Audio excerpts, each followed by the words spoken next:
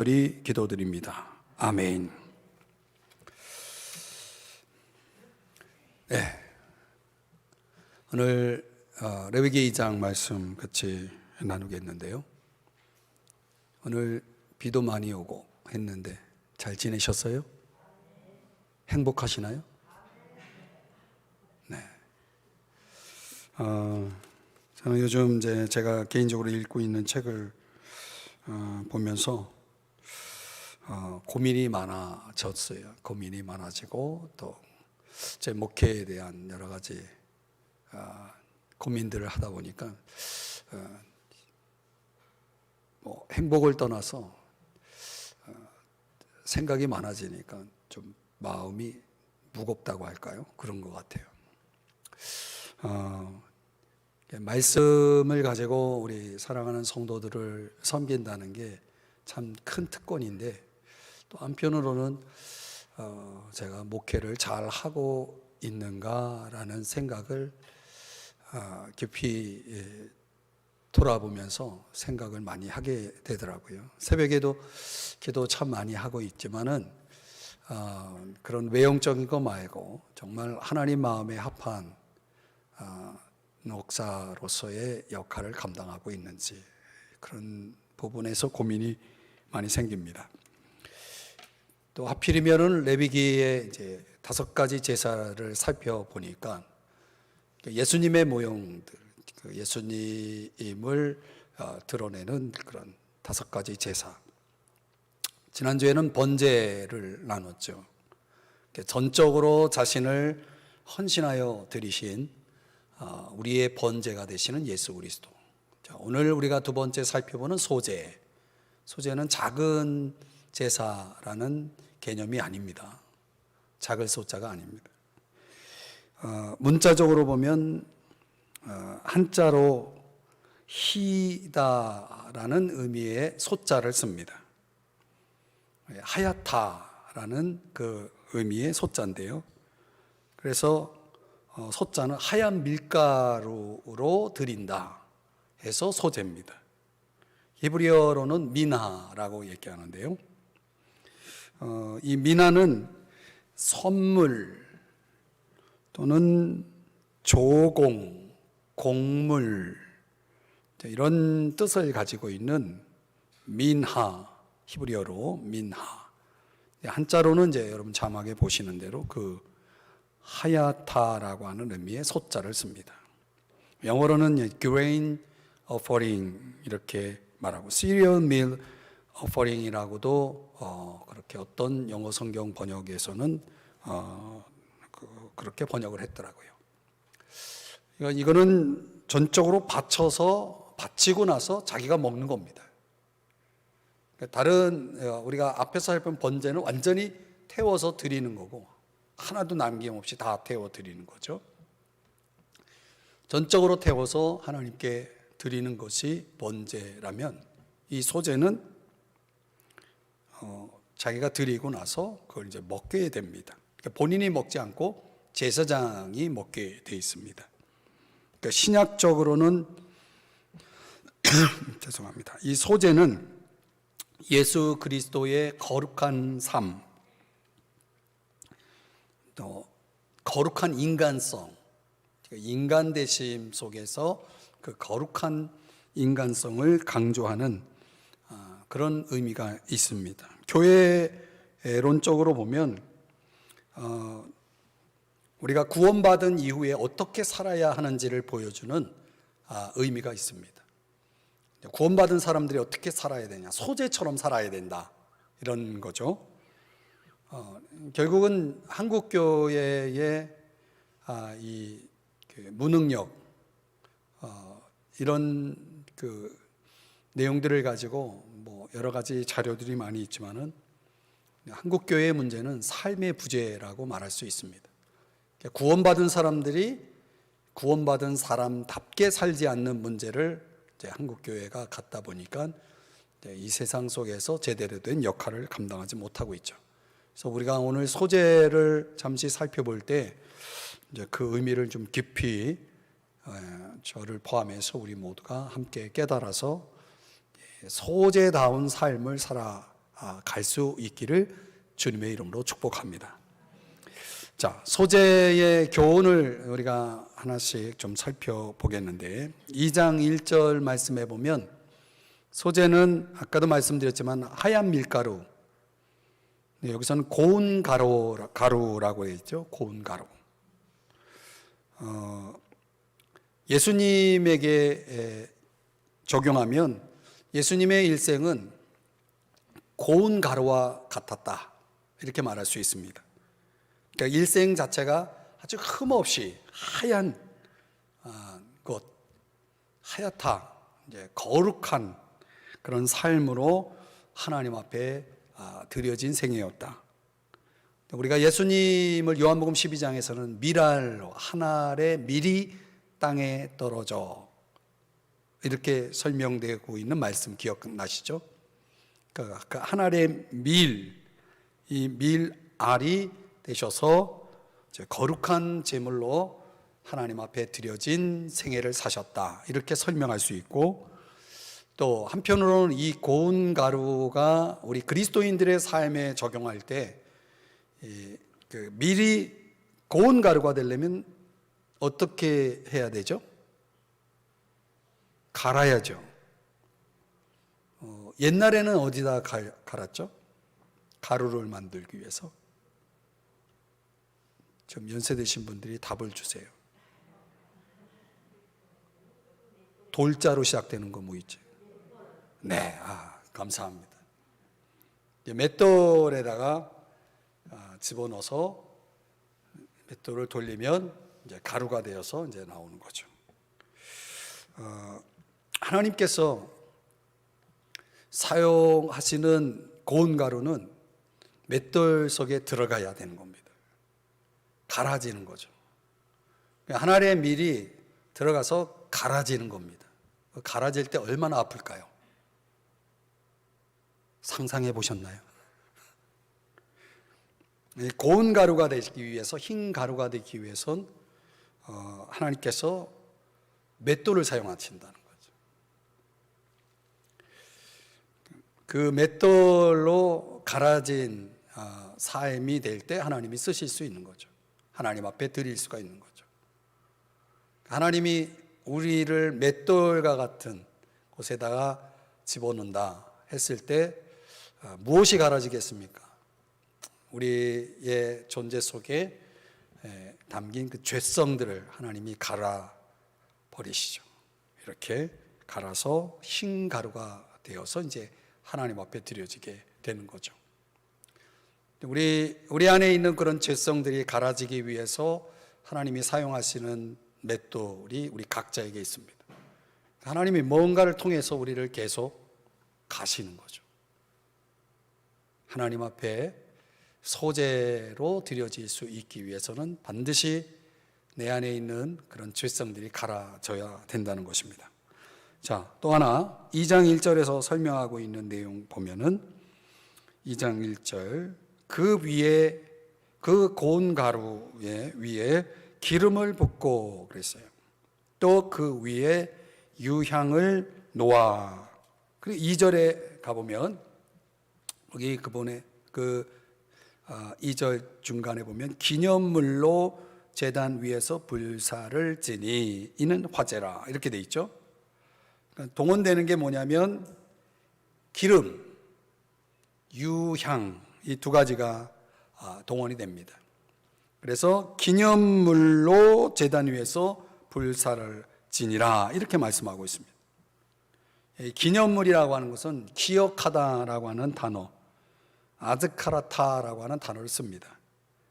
그러니까 이 기념물은 하나님 앞에 이렇게 태워서 드려지는 차원에서 향기로운 제물이기도 하면서 그것이 하나님 앞에 기억될 수 있는 제물이다 해서 기념물이라고 말하고 있습니다. 그러니까 하나님이 기억하실 만한, 하나님 앞에 기념될 만한 제물로서의 소재는 두 가지가 반드시 들어가야 됩니다. 기름이 들어가야 되고 유향이 들어가야 된다는 거예요. 기름이 뭐냐? 우리가 잘 아는 대로 기름은 성령 사역을 강조합니다. 누가복음 4장 17절 이하의 내용을 보면은 선지자 이사야 글을 통해서 예수님께서 회당에 들어가서 설교를 하실 때 책을 펴서서 어디 부분을 읽게 되냐면 선지자 이사야의 글을 읽게 됩니다. 거기서 주의 성령이 내게 임하셨으니 하면서 기름을 부으시고라는 말씀을 인용하게 됩니다. 예수의 사역은, 예수 그리스도의 사역은 기름 부음의 사역이었다. 당연히 그 기름 부음은 성령 사역을 의미합니다. 예수님의 생애는 성령의 기름 부음을 받은 생애였다. 예수님이 성령 기름 부음을 받은 그 증거로서 제일 먼저 나타났던 사건이 세례를 받으실 때죠. 세례 요한에게 세례를 받으실 때 비둘기 같은 성령이 그 위에 임하신 것을 보죠. 또 나사렛 회당에서 설교할 때도 역시 성령의 기름 부음에 대한 부분을 언급을 합니다. 그러니까 우리가 소재가 되어서 하나님 앞에 우리 자신을 드릴 때 반드시 우리에게도 있어야 할 것이 바로 성령의 기름 부음입니다. 성령 사역이 되어야 되는 거죠. 여러분이 주님을 위해서 드리는 모든 일들은 성령의 기름 부음이 함께 해야 되는 것이죠. 성령 없이 하는 사역은 결국 우리의 인간적인 어떤 노력이나 수고에 그칠 수밖에 없는 거죠. 그래서 모든 사역들이 이루어지기 위해서 여러분이 무엇을 하든지 그 성령 사역을 위해서 여러분에게 뭐가 필요하냐면 거기에 유향을 놓아야 되는 것입니다. 유향이 뭡니까? 여러분들에게 출애굽기에서도 제가 성막을 설명하면서 말씀을 드렸어요. 향과 관련되어서 뭘 강조했는지 기억나시나요? 기도죠, 기도. 그래서 이사야 141편에 죄송합니다. 10편이죠. 10편 141편. 이사야에서는 성령에 대한 부분을 조금 전에 언급드렸고 10편 141편의 말씀 1절 2절인데 한번 같이 읽어보겠습니다. 시작. 여호와여 내가 주를 불러사오니 속히 내게 오시옵소서. 내가 주께 부르짖을 때에 내 음성에 귀를 기울이소서. 나의 기도가 주의 앞에 분향함과 같이 되며 나의 손 드는 것이 저녁 제사같이 되게 하소서. 여기서 분향단의 그 향, 당연히 이것은 기도를 가리킵니다. 기도라고 하는 제사, 기도의 제사, 이 향기로운 제사가 될 수밖에 없죠.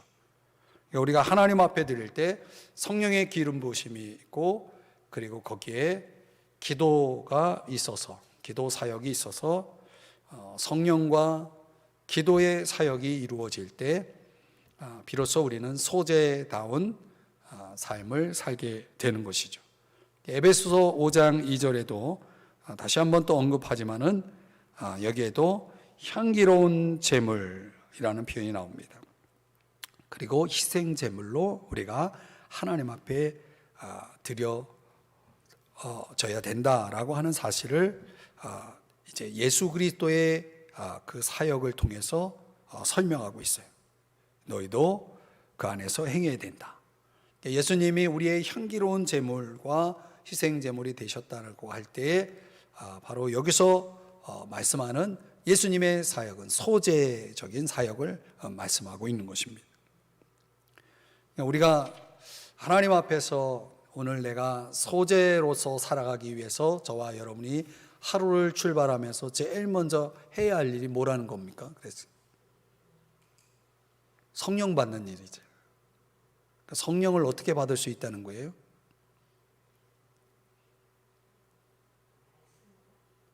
성령을 어떻게 받을 수 있나요? 제가 기름과 뭘 놓아야 된다라고 분명히 말씀을 드렸죠? 그러니까 성령을 받기 위해서 저와 여러분이 해야 할 일이 기도죠. 그러니까 성령 충만함을 받으라. 에베소 5장 18절에도 그런 말씀을 하지만은 성령의 충만함을 받는 방법은 기도예요. 마가의 다락방에 성령 강림 사건이 이루어질 때도 전혀 오로지 기도에 힘쓸 때 일어났다는 것 아시죠? 성령이 내게 임하기 위해서 저와 여러분에게는 반드시 유향이 놓여져야 되는, 기도가 놓여져야 되는 거죠. 그래서 무디 목사님하고 이렇게 동역한 루벤 토레이라고, RA 토레이로 알려진 분의 아버지죠. 루벤 토레이랑 이 무디 목사님은 동역을 했는데, 거기 그 루벤 토레이 그 분은 항상 기도 없이는 하루를 시작하지 않았다고 그러죠. 하루를 출발하는 데서 기도 없이는 어느 하루도 시작하지 않았다. 근데 그가 그 하루를 시작하면서 드린 기도의 가장 중요한 기도는 성령을 구하는 기도였다라고 하는 것입니다. 그러니까 날마다 우리가 하나님 앞에 성령 충만함을 구하고 그 성령 충만함이 느껴질 때까지 기도하는 거예요. 1시간이고 2시간이고 내게 성령이 충만함을 허락하실 때까지 기도하는 그런 매일을 살았다라고 합니다. 우리가 날마다 성령 충만함을 사실 구해야 하는 거죠. 그 성령 충만하지 않은 나라는 것은 아까도 맷돌이라고 하는 것이 동원된 것처럼 내 안에 죄성이 드러나고 인간적인 것들이 드러날 수밖에 없는 하루를 보내게 되는 것이죠. 우리가 하나님 앞에 내가 소재가 되어서 오늘 하루를 살아갈 때에 기억하세요. 성령 없이는 안 된다는 거예요. 또 성령은 기도 없이는 안 된다는 거예요. 하나님 앞에 항상 여러분이 성령 충만함을 구하시고 그 성령 충만함으로 여러분의 하루를 시작할 수 있기를 주의 이름으로 축복합니다. 그러면 그날은 여러분이 소재가 되는 날이에요. 하나님이 받으실 수 있는 소재가 되어지는 것입니다. 자, 보니까 레위기 2장 4절 이하의 7절 말씀에 보니까 이런 표현이 나와요. 뇌가 화덕에 구운 것으로 소재의 예물을 드리려거든. 자, 소재의 예물은 여러 가지 도구들이 사용됩니다. 말 그대로 소재라고 하는 예물이 만들어지기 위해서 사용된 도구가 뭐냐면 화덕. 화덕이 뭡니까? 네, 그런 거예요. 5절에 보니까 또 뭐가 동원되냐면 철판. 철판은 뭐 하려고 사용하는 거냐면 화덕은 구우려고 하는 거고 철판은 붙이는 거예요. 부침개처럼, 전처럼 말이죠. 그리고 7절의 말씀을 또 가보면 냄비가 사용돼요.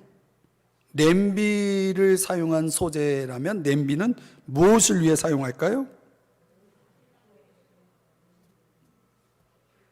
라면 끓일 때? 냄비는 삶을 때 쓰죠. 아까 구운 것, 부친 것, 그럼 당연히 삶은 것 나와야죠. 근데 여기 표현에는 안 나와요. 7절에서. 다른 건 나왔는데, 그죠? 소재로 하나님 앞에 나를 드리기 위해서는 불에 구워줘야 되고 기름에 튀겨져야 되고 뜨거운 물에 삶아져야 된다는 거예요. 소재답게 드려지기 위해서 하나님이 처음에는 뭘 사용하냐면 맷돌을 사용하십니다. 그런데요, 때로는 막 튀기는 기름, 또 뜨거운 그 불에 굽는 그런 거, 그리고 뜨거운 물에 삶아지는 거. 하여튼 이렇게 되기 전에 알아서 하셔야 됩니다. 하나님이 우리를 쓰시기 전에 받으시기 위해서, 소재로 받으시기 위해서 때때로 이런 차원의 환경들을 하나님이 사용하신다는 거예요. 우리가 살아가다 보면 참 이렇게 여러 가지 다양한 고통의 소재들이 우리 인생에 찾아올 때가 있죠. 저는 그런 모든 것들이 결코 우연이 아니라고 생각합니다. 하나님이 내게 주시는 이 화덕과 같은, 철판과 같은, 냄비와 같은 이런 어떤 환경의 도구들이 나에게 주어질 때는 나를 소재로 받으시려고 하는 하나님의 어떤 섭리가 있다라고 하는 것이죠. 그런 모든 것들이 공통적으로 보면은 그게 다 고통을 주는 것들이죠. 내게 고통을 주는 것들, 아픔을 주는 것들이죠. 인생의 많은 아픔들을 겪고 살아가는 사람들은 그 이유를 잘 모를 때가 많습니다. 저 역시 마찬가지고요. 그러나 이런 소재와 같은 말씀을 묵상하다 보면은 하나님이 나를 소재다운 예물로 받기 위해서 하나님이 쓰시는 어떤 도구적인 섭리가 있겠구나. 틀림없이 하나님이 기쁘게 받으실 수 있는 소재가 되기 위해서 이런 것들을 사용할 수 있다는 거예요.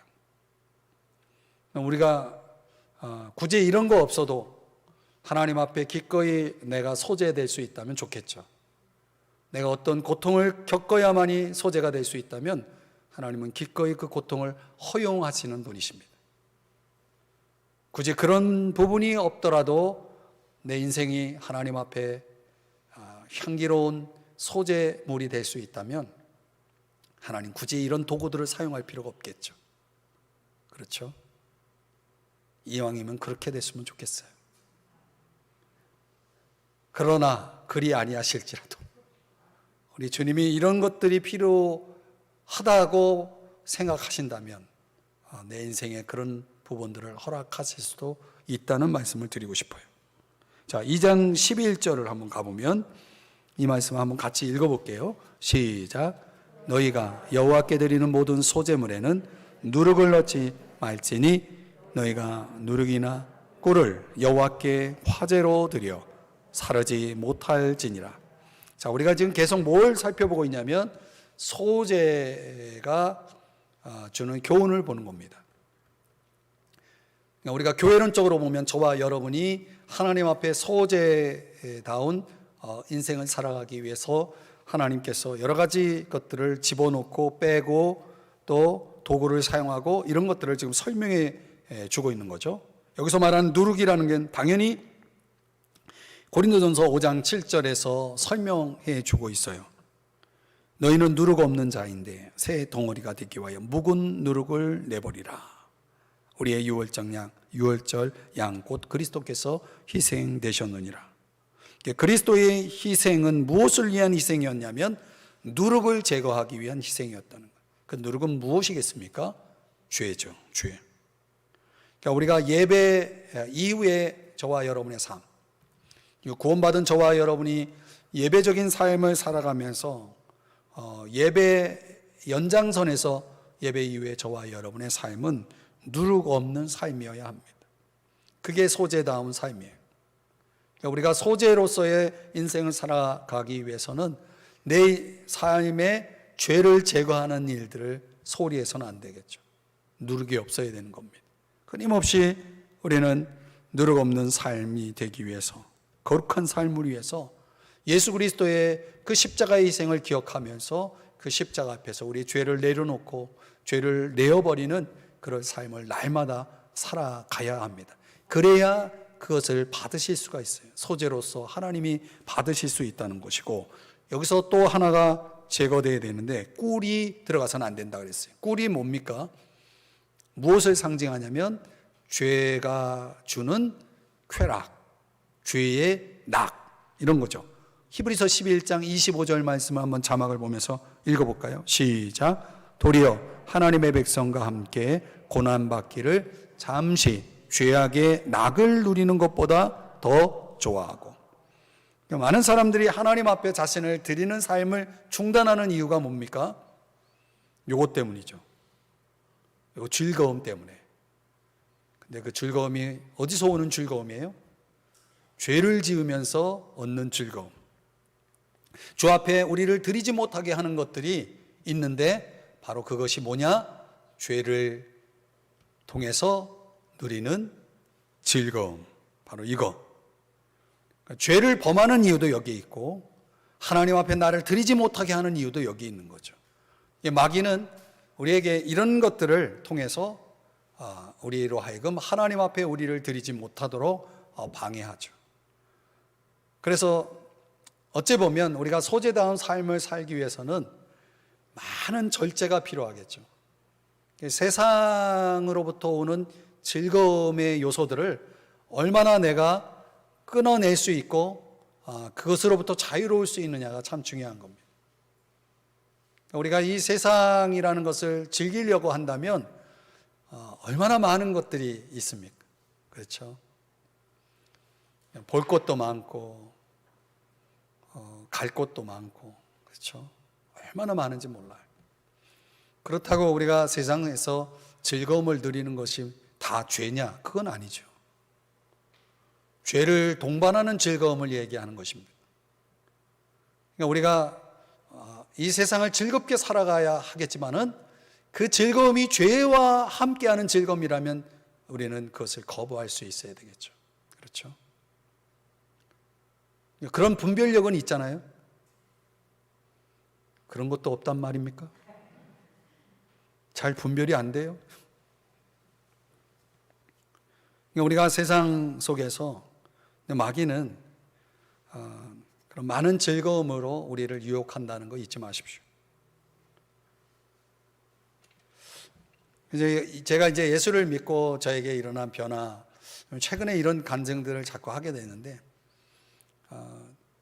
예수 믿기 전에 즐겼던 것들이 하나 재미가 없어요. 새로운 즐거움이 생기는 거죠.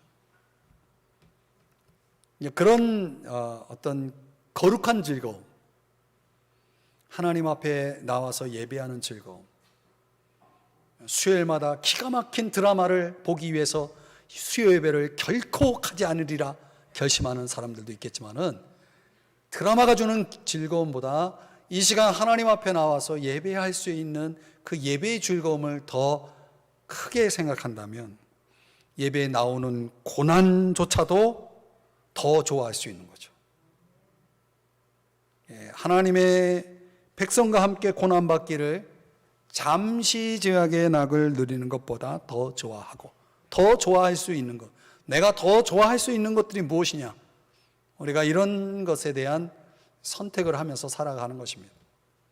우리가 세상 즐거움은 다 버리고 우리가 94장 찬송가에도 나오는 것처럼 우리 주님과 함께 우리 인생을 더 의미 있고 가치 있게 살아가는 즐거움 속에서 저와 여러분이 산다면 우리는 소재가 될 수 있는 겁니다.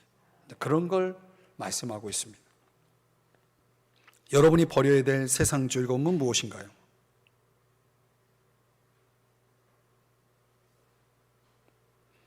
제가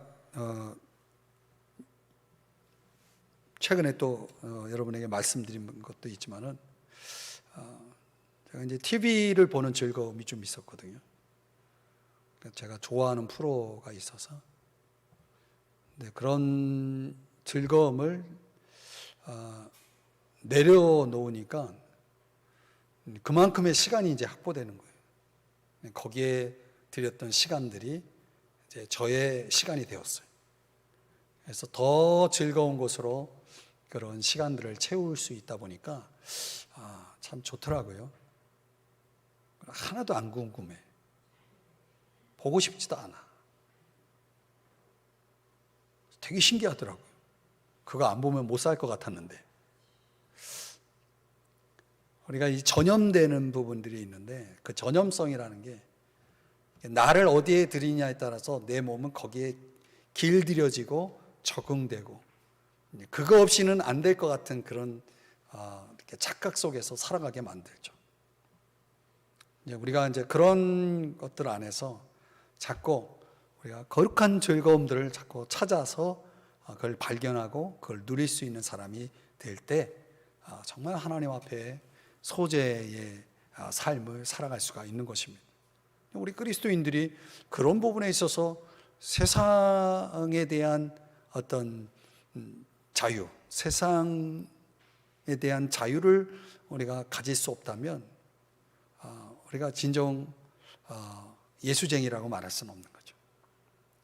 내가 예수님 안에서 내가 붙들려 있어서 예수님과 함께 인생을 살아갈 때에 우리가 그것이 내게 가장 큰 즐거움이 될 수 있기를 주의 이름으로 축복합니다. 오늘 본문에 보니까 13절 말씀인데 한번 또 읽어볼까요? 같이 시작. 내 모든 소재물에 소금을 치라. 내 하나님의 언약의 소금을 내 소재에 빼지 못할지니 내 모든 예물에 소금을 드릴지니라. 주일에도 제가 소금 얘기했는데 여기 또 소금 나와요. 우리가 흔히 소금은 맛을 내기 위해 사용되는 부분도 있지만 부패를 방지하죠. 어떤 물질을 변질되지 않도록 하기 위해서 소금을 치지 않습니까? 여기서 말하는 소재와 관련된 이 소금을 치라라고 하는 의미는 하나님 앞에 드리는, 우리가 소재로서 하나님 앞에 나를 희생하여 드리는 데 있어서 이것이 변치 않도록 하라는 의미가 있는 것입니다. 그러니까 하나님 앞에 일관된 희생, 헌신의 모습을 보여야 한다는 거죠. 소금친 헌신이 되어야 된다는 거예요. 좀 헌신하는 듯 하더니 어느새 마음이 또 바뀌어져 있고 그 헌신을 내팽개치는 그런 일들이 있어서는 안 되겠죠. 우리가 주님 앞에 나를 드린다고 했을 때 그 나를 드리는 삶이 오늘과 내일이 다를 수가 있죠. 근데 그렇게 되지 않도록 뭘 치라? 소금을 치라는 거예요. 계속 소금을 치라는 거예요. 그리고 그 소금이 치지 않게 되면, 그 소금을 치지 않으면 어떻게 됩니까? 맛이 없는 거죠. 그러면 결국은 버려질 수밖에 없는 거죠. 자, 역대하 13장 5절 말씀 한번 보겠습니다. 이스라엘 하나님 여호와께서 소금 언약으로 이스라엘 나라를 영원히 다윗과 그의 자손에게 주신 것을 너희가 알 것 아니냐. 그러니까 하나님도 이스라엘 백성과 어떤 언약을 맺었다고요? 소금 언약이라는 게 뭡니까? 영원히 변치 않는 언약. 그러니까 하나님도 우리의 약속을 그렇게 다루시는데 우리도 하나님과의 약속을 그렇게 다뤄야 되지 않습니까? 하나님과 기껏 약속해 놓고 또 딴짓해요. 그건 소금 언약이 아니죠. 하나님과 약속했으면 그 약속을 밀고 나갈 수가 있어야 되는 거예요. 여러분이 하나님 앞에 알게 모르게 언약을 하잖아요. 약속을 하잖아요. 하나님, 제가 이렇게만 해주신다면 앞으로 이렇게 하겠습니다. 약속 많이 하죠? 시치미를 뚝 떼는 것 같아요. 약속 많이 하잖아요. 안 해요? 그런 약속도 없이 신앙생활 하시나요? 하나님 앞에 약속도 할 줄 아는 그런 신앙이 돼야 되죠. 또 그런 하나님은 또 그걸 철두까지 믿고 들어주시잖아요. 그 들어주시면 또 까먹어. 그 다음 자기가 한 약속을 까먹어. 그렇게 하지 말자는 거예요. 소금 언약이라는 거예요. 소재라고 하는 형식에 있어서 중요한 건 소금 언약이에요. 소금 언약. 하나님 앞에 우리를 변함없이 드리는 모습이 중요하다는 것입니다. 그랬을 때 2장 1절 말씀을 가보면 소재를 언제 드려야 되느냐라고 하는 문제를 다루는데요.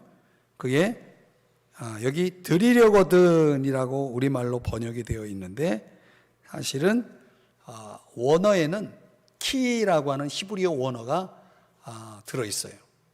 우리 영어 성경에 본다 그러면 when, 언제라고 하는 의미를 가진 when이라고 하는 단어를 씁니다. 그러니까 소재를 드려야 할 때가 있는 거구나. 때가 있다는 걸 강조하는 표현입니다. 이게 드리려거든 아무 때나 드리지 말라는 거예요. 드릴 때가 있다는 거예요. 언제 드려야 되느냐? 레위기 6장 20절 말씀에 가보면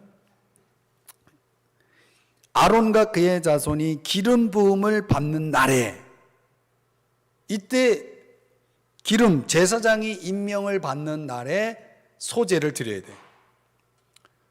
또 본문에는 담겨져 있지 않지만 성막을 봉헌할 때도, 성전을 봉헌할 때도, 또 나실인의 언약을 하나님 앞에 맺을 때도 드려야 되고, 나병 환자가 깨끗함을 입었을 때에도 소제를 드렸습니다.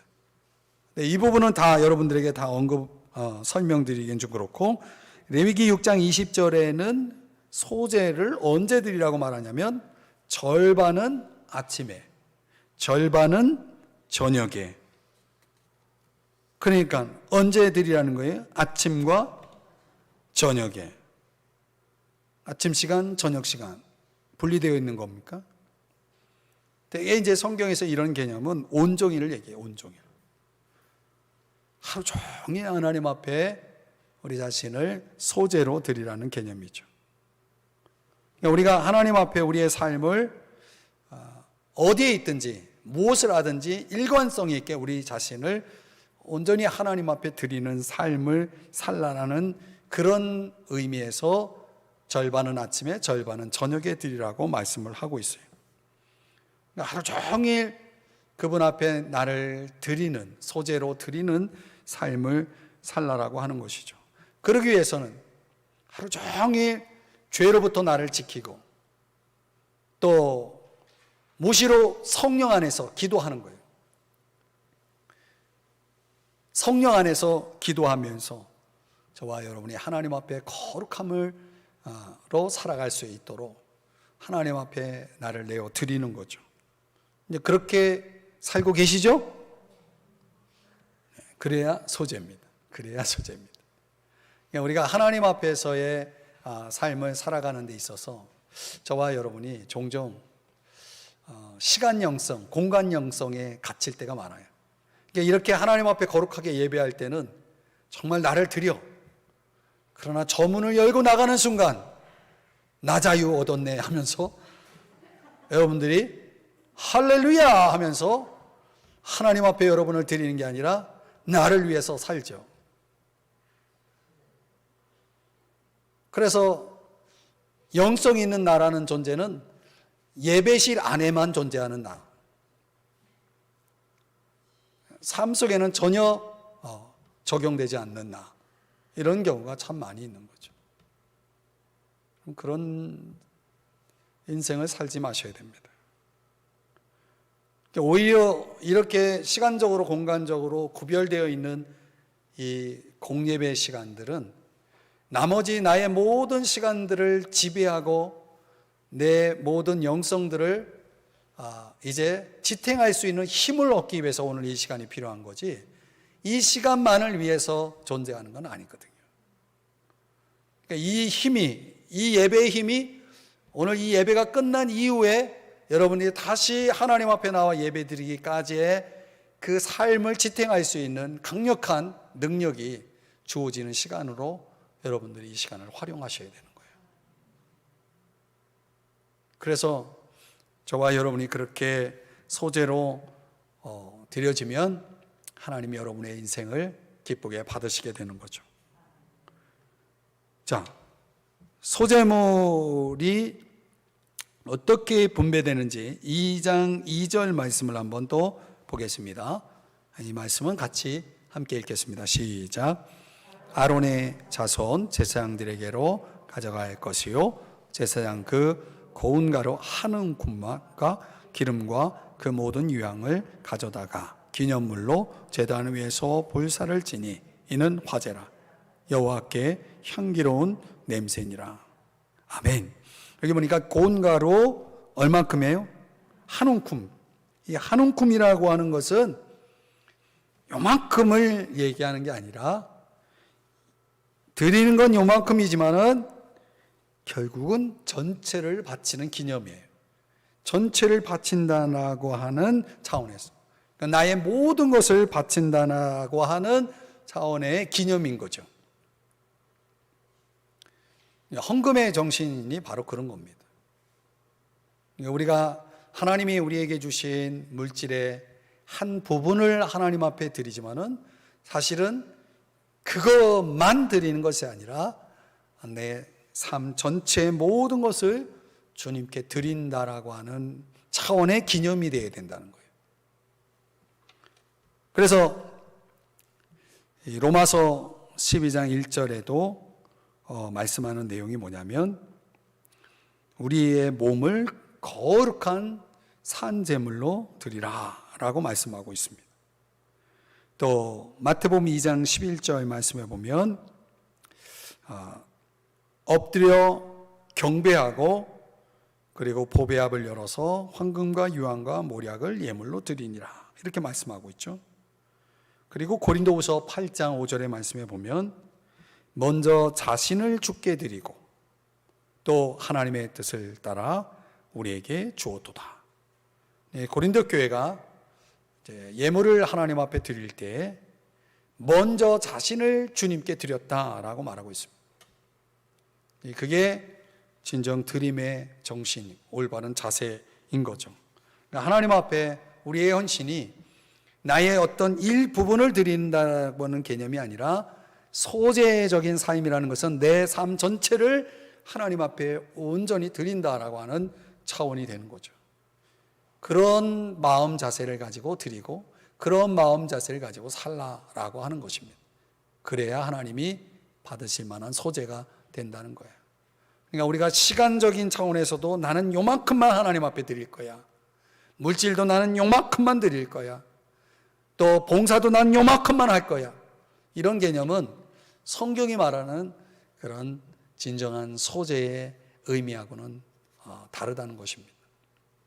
얼마나 많은 사람들이 그렇게 인위적으로 하나님 앞에 이렇게 끈듯이 한 움큼이라고 하는 것을 마치 문자적으로 한 움큼이라고 하는 그런 차원으로 하나님 앞에 헌신하려고 하는 사람들이 있어요.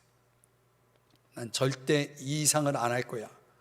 이런 식으로 생각해서는 안 된다는 것입니다. 그건 소재가 될 수가 없습니다.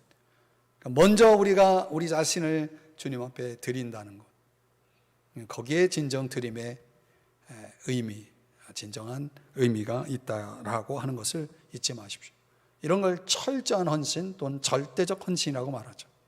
하나님 앞에 절대적으로 나를 드리고 살아가는 모습이 필요하다는 것입니다.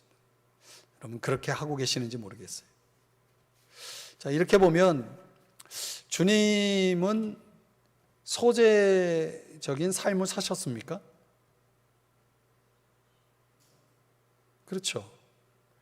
하나님 아버지의 뜻을 따라서 그분은 온전히 전체를 드리시지 않았습니까?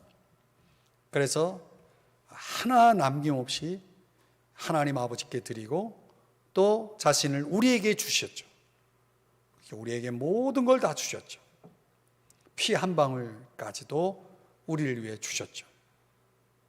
모든 걸 다 주신 그분이 우리의 소재의 모델이 되시는 거예요. 내가 과연 그렇게 살고 있느냐라고 하는 이 물음 앞에 우리가 답할 수 있어야 됩니다.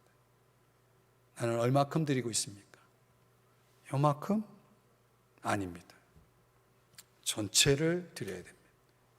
전체를 드릴 수 있는 믿음이 여러분에게 있기를 주의 이름으로 축복합니다. 그러면 하나님도 기쁘게 받으실 거고 또 하나님께서 그걸 통해서 영광을 받으실 거고 또 우리에게 합당한 상을 주리라고 믿습니다. 저는 궁극적인 것은 그날에 가봐야 돼요. 과연 제가 목회적으로 고민하고 있는 부분도 그겁니다. 과연 내가 사람에게 인정받고 또 내 스스로 어떤 자족하는 차원에서 난 이만하면 됐어. 누가 보더라도 다른 사람들이 나를 인정해줘. 여러분 거기에 속으면 안 되는 거예요. 우리가 하나님 앞에 설 때 나를 판단하실 이는 오직 한 분밖에 없어요. 하나님 앞에 나를 내어놓고 그분 앞에서 나를 돌아볼 수 있는 그런 분별력, 또 성숙함이 필요한 거죠. 나는 정말 하나님의 기쁨 되고 있는가, 이런 생각을 하면서 말이죠. 그리고 우리가 감히 소재라고 표현하기에는 참 부끄러운 헌신을 할 수 있습니다. 현재로는. 우리의 믿음이 거기서 멈춰서는 안 되겠죠. 내가 좀 더 하나님 앞에 나를 내어 드릴 수 있는 만큼의 믿음으로 우리가 자라가야 되겠죠. 저는 우리 삼성중앙교회 성도님들이 그런 성숙한 신앙 안에 서기를 바라고요. 그랬을 때 또 그런 건강하고 성숙한 성도들이 있는 건강하고 성숙한 교회, 또 그렇게 건강하고 성숙한 예배의 삶을 살고 있는 그 성도들이 있는 교회에서 목회하는 행복한 목사, 또 그런 건강하고 성숙한 소재적인 삶을 살아가는 목회자 아래서 영적인 지도와 가르침과 훈련을 받고 있는 그런 성도들, 이런 모습이 제가 요즘 하나님 앞에 기도하고 있는 모습이고, 또 우리가 그런 신앙인들이 되어야 된다고 믿습니다. 여러분, 우리가 여기서 멈추지 맙시다. 여러분 스스로 자족하지 마시고, 난 여기까지, 이게 최선이야, 난 이 정도, 그 이상은 죽어도 못해, 절대 그렇게 여러분이 끊어놓지 마세요. 선을 그어놓지 마세요. 여러분이 목표를 정하지 마세요. 주님이 여러분에게 바라는 대로 여러분을 내어 놓으시기를 바랍니다. 기도하겠습니다. 사랑하시는 주님, 오늘 이 말씀을 우리 모두가 적용